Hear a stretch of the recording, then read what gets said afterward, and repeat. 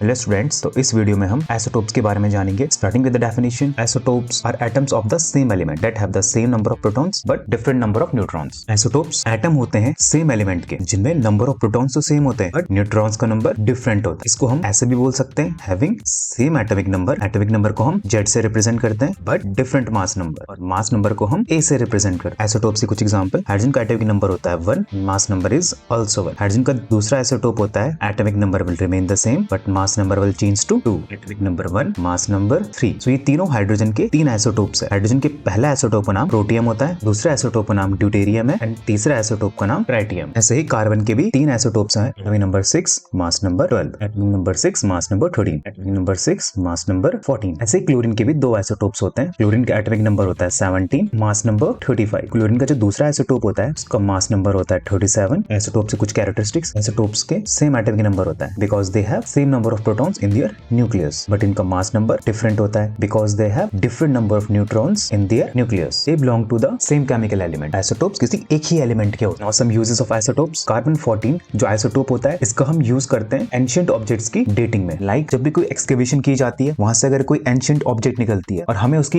As find out करनी है तो हम वो फाइंड आउट कर सकते हैं कार्बन के C14 आइसोटोप्स की हेल्प से। ऐसे ही आयोडीन का एक आइसोटोप होता है 131, इसका हम यूज करते हैं मेडिकल ट्रीटमेंट्स में और क्लिनिकल इमेजिंग में। यूरेनियम के भी दो आइसोटोप्स होते हैं, उसमें से जो आइसोटोप 235 होता है इसका यूज किया जाता है न्यूक्लियर पावर में पावर जनरेट करने। कोबाल्ट 60 जो आइसोटोप होता है कोबाल्ट का, इसका यूज किया जाता है कैंसर ट्रीटमेंट में, जिसे हम रेडियोथेरेपी बोलते हैं। इस क्लास से आपको आइसोटोप समझने में हेल्प मिली है, वीडियो को लाइक करें, अपने दोस्तों के साथ शेयर करें। Don't forget to subscribe the channel. Thank you.